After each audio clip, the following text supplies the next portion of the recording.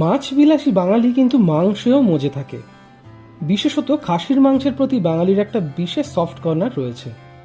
তবে খাসির মাংসের চল বাংলায় গত 4-5 দশকের ট্রেন্ড। আগে পাঁঠার মাংসই বরাবর স্থান পেয়েছে বাংলার হেসেলে। এমনকি 40 বছর আগে বহু বাড়িতে মুরগির প্রবেশ নিষিদ্ধ ছিল।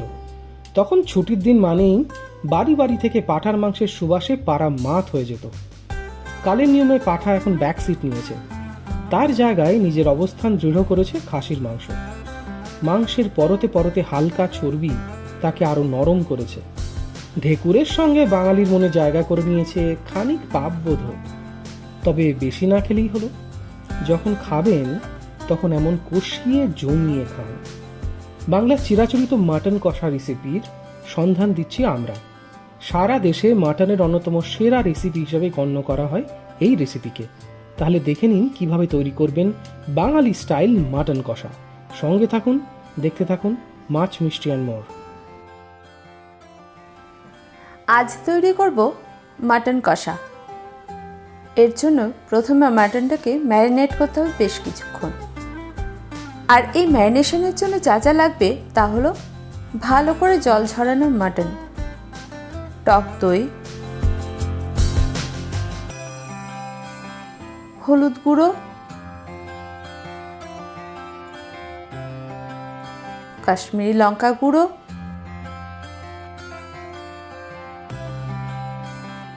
ধনে গুঁড়ো, রোস্টেড জিরে গুঁড়ো,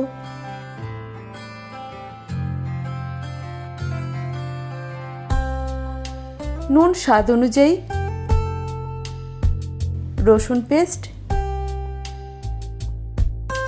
আদা পেস্ট,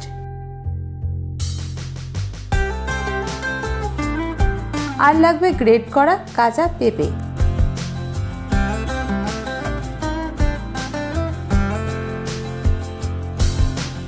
এই সমস্ত উপকরণ ভালো করে মেখে ঢাকা দিয়ে রেখে দিতে হবে 1 ঘন্টার মতো।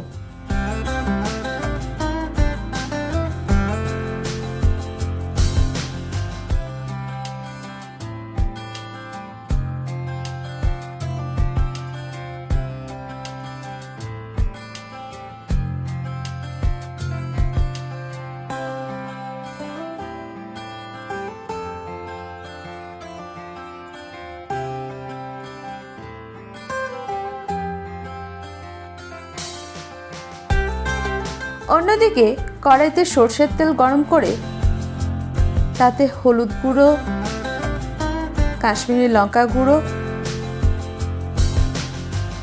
আর নুন দিয়ে কয়েকটি মিডিয়াম সাইজের আলু ভেজে তুলে নিতে হবে।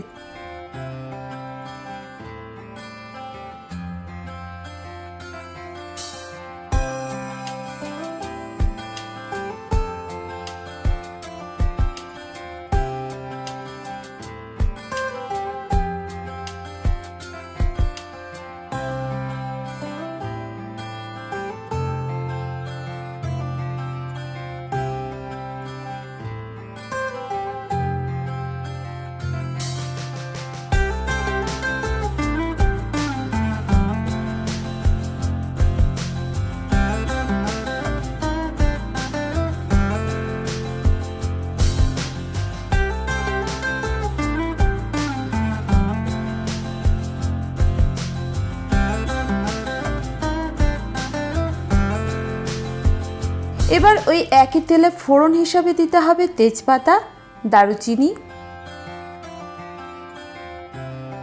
লবঙ্গ, এলাচ, গোটা গোলমরিচ।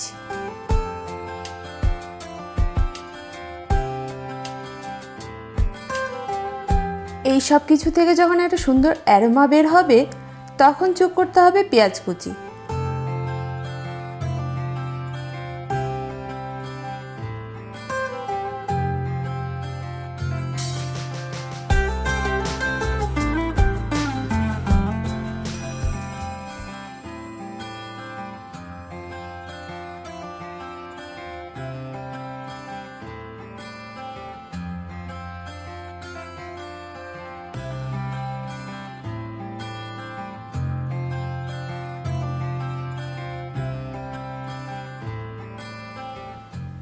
পেঁয়াজ যখন হালকা গোল্ডেন ব্রাউন হয়ে আসবে তখন যোগ করতে হবে টমেটো কুচি।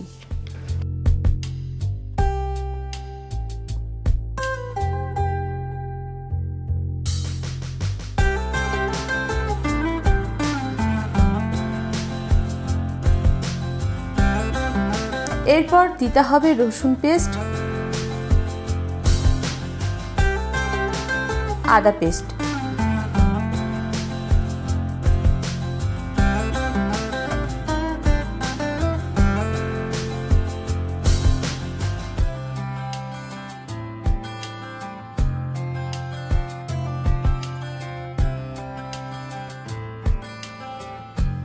এগুলো একটু কষানো হলে যোগ করতে হবে ম্যারিনেট করা মাটন।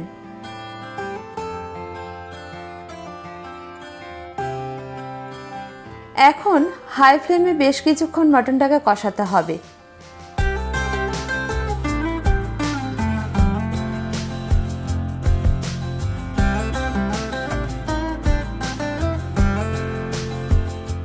এরই মাঝে যোগ করতে হবে শুকনো লঙ্কার গুঁড়ো।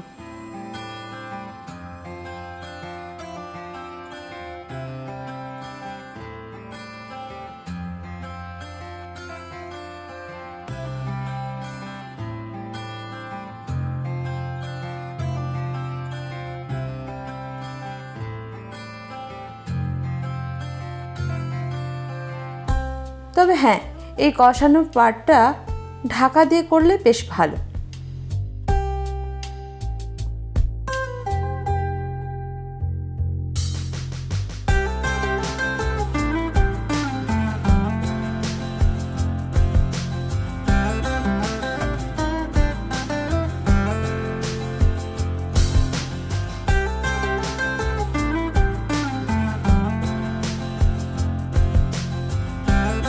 এর মাঝে যোগ করতে হবে রোস্টেড জিরে গুঁড়ো,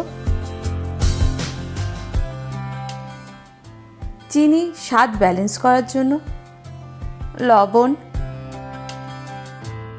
আর গোটা কাঁচা লঙ্কা। এটা সম্পূর্ণ অপশনাল।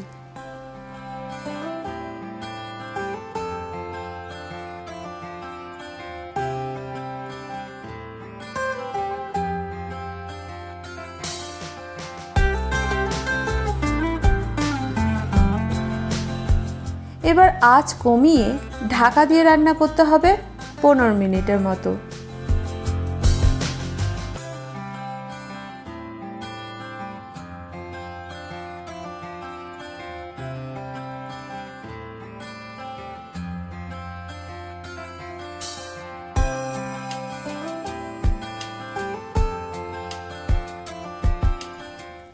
ঢাকা খুলে যোগ করতে হবে ভেজে রাখা আলু।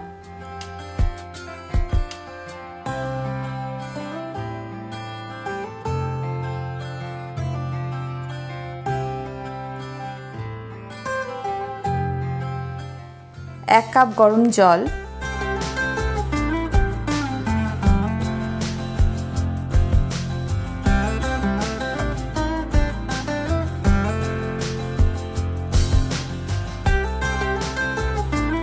আর গরম মশলা গুঁড়ো।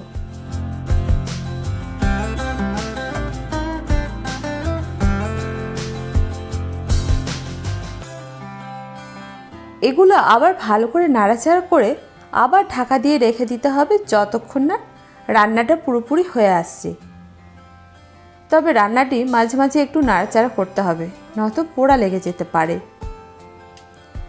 রান্নাটি হয়ে গেলে গরম গরম পরিবেশন করুন ভাত, রুটি, পোলাওয়ের সঙ্গে। ভিডিওটি পছন্দ হলে লাইক এবং শেয়ার করুন আপনার বন্ধুদের সঙ্গে। আপনি যদি ভোজন রসিক হন তাহলে অবশ্যই আমাদের চ্যানেলটি সাবস্ক্রাইব করুন, সঙ্গে বেল আইকনটিও প্রেস করবেন, কারণ আপনাদের জন্য রয়েছে আপনাদের রসনা তৃপ্তির এক অফুরন্ত ভাণ্ডার।